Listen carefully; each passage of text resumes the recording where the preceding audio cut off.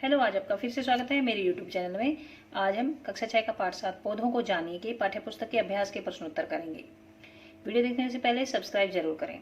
यदि आपको पूरा लेसन पढ़ना है तो उसका लिंक डिस्क्रिप्शन बॉक्स में दिया हुआ है, आप वहां से पूरा लेसन पढ़ सकते हैं।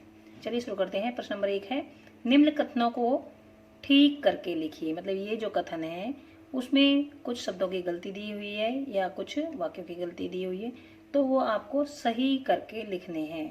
जैसे क, तना मिट्टी से जल एवं खनिज अवशोषित करता है। हमें पता है जड़ें मिट्टी से जल एवं खनिज अवशोषित करती हैं, तो यहाँ पे जड़ें आएगा। ख, पत्तियां पौधे को सीधा खड़े रखती हैं।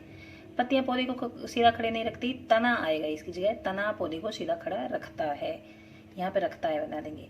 जड़ें जल को पत्तियों तक पहुंचाती हैं। जड़ें जल को पत्तियों तक नहीं पहुंचाती, जड़ें जल को तने तक पहुंचाती हैं और तना जल को पत्तियों तक पहुंचाता है, तो यहाँ पे तना आएगा।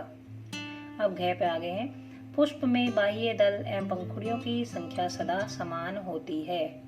यह यहाँ आएगा। पुष्प में बाह्य दल एवं पंखुड़ियों की संख्या सदा समान नहीं होती है, अलग अलग भी हो सकती हैं। यदि पुष्प के बाह्य दल परस्पर जुड़े हो तो उसकी पंखुड़ियां भी आपस में जुड़ी होंगी, तो इसका उत्तर आएगा यदि पुष्प की बाह्य दल परस्पर जुड़े हो तो उसकी पंखुड़ियां भी आपस में जुड़ी नहीं होंगी, यहाँ पे नहीं आएगा।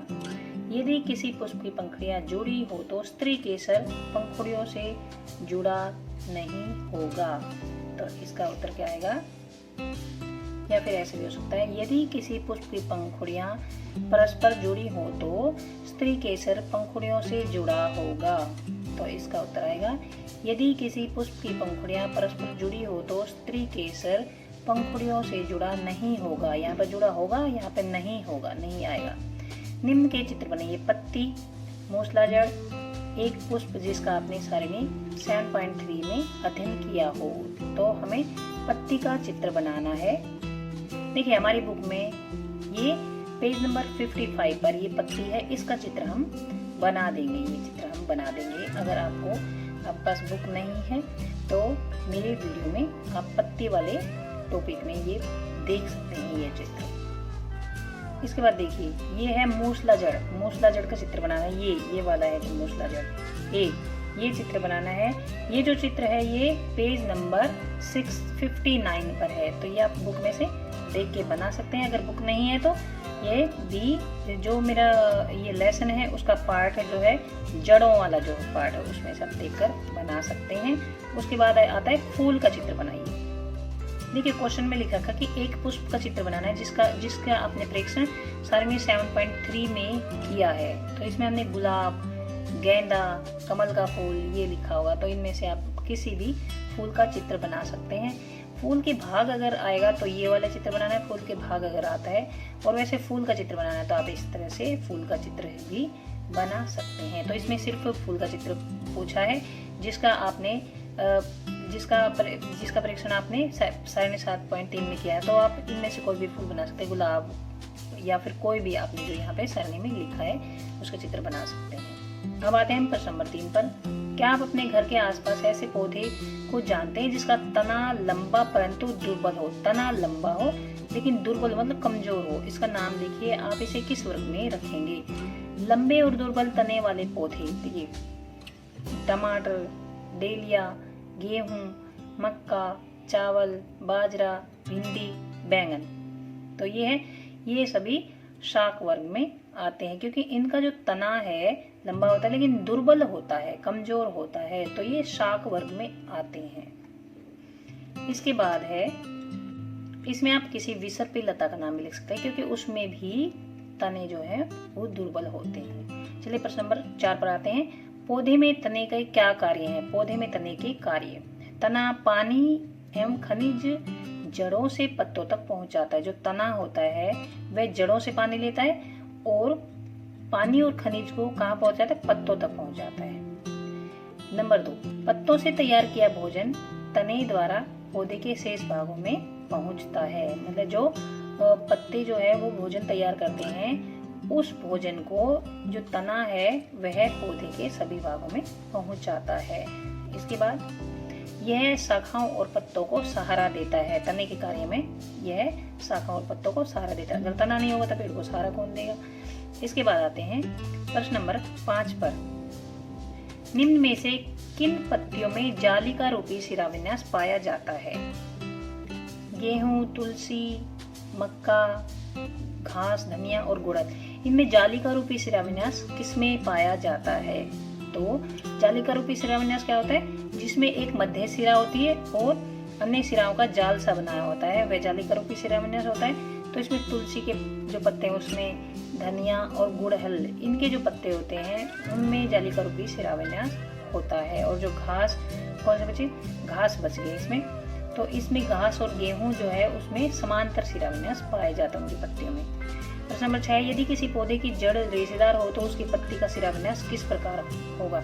यदि किसी पौधे की जड़ रेशेदार है तो उसकी पत्ती का शिराविन्यास समांतर शिराविन्यास होगा। अब आते हैं प्रश्न नंबर 7 पर। यदि किसी पौधे की पत्ती में जालिका रूपी शिराविन्यास हो तो उसकी जड़ें किस प्रकार की होंगी? यदि किसी पत्ती की जालिका रूपी शिराविन्यास हो तो उसकी जड़ें किस प्रकार होंगी? हमने अच्छे से ये पढ़ा है। उसकी जो जड़ें होंगी वे मूसला जड़ें होंगी।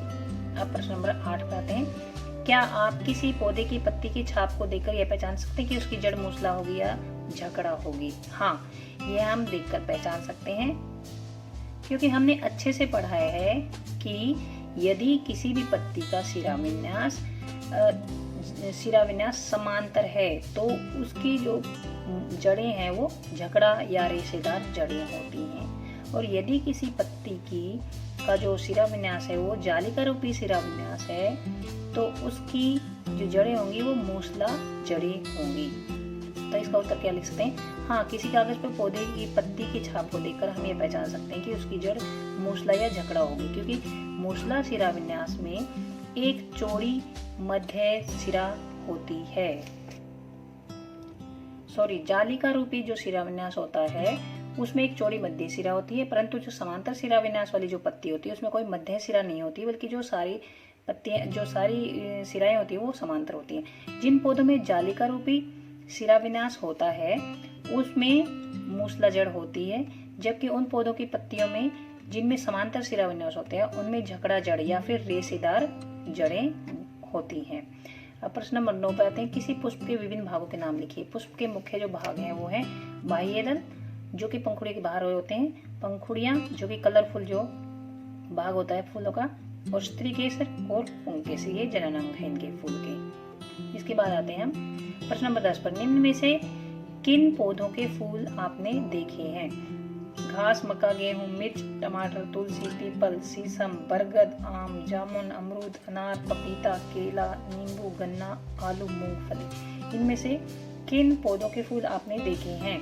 मिर्च के फूल देखे होंगे, टमाटर के भी देखे होंगे, आम के देखे होंगे, अमरूद के, अनार के, नींबू के पौधे के फूल होते हैं। जबकि और जो होते हैं और जो पौधे हैं इनमें अगर किसी ने इनके फूल देखे हो तो आप लिख देना, नहीं तो नहीं, क्योंकि इनमें से कई ऐसे पौधे हैं जिनके फूल नहीं होते हैं। पौधों के उस भाग का नाम लिखिए जो अपना भोजन बनाता है। इस प्रक्रम को क्या कहते हैं? हमें पता है, अगर आपने लेसन अच्छे से पढ़ा होगा तो आप पता होगा, और हमें यह भी पता है कि पौधे जो है अपना भोजन कैसे बनाते हैं। पौधे अपना भोजन पत्तियों द्वारा बनाते हैं, या फिर उनकी जो पत्तियां होती है वह भोजन बनाती हैं। और पौधों द्वारा भोजन तैयार करने के जो प्रक्रम होता है उसको क्या बोलते हैं? प्रकाश संश्लेषण प्रक्रिया बोलते हैं। अब आते हैं प्रश्न नंबर 12 पर। पुष्प के किस भाग में अंडाशय मिलता है? पुष्प के स्त्री केसर में अंडाशय होता है। प्रश्न नंबर 13 है। ऐसे 2 पुष्पों के नाम लिखिए जिनमें से प्रत्येक में संयुक्त और अलग अलग पंखुड़ियां हों। धतूरे के जो पुष्प है, धतूरे का जो फूल होता है उसमें पंखुड़ियां संयुक्त होता है, मतलब जुड़ी होती हैं आपस में। गुलाब की जो पंखुड़ियां होती है वो अलग अलग होती है। तो 2 पुष्पों के नाम लिखने हैं, तो एक तो धतूरा का पुष्प हो गया, एक गुलाब का फूल हो गया। तो यहाँ तक का लेसन खत्म होता है। क्वेश्चन आंसर इस लेसन के खत्म होते हैं। वीडियो देखने के लिए धन्यवाद।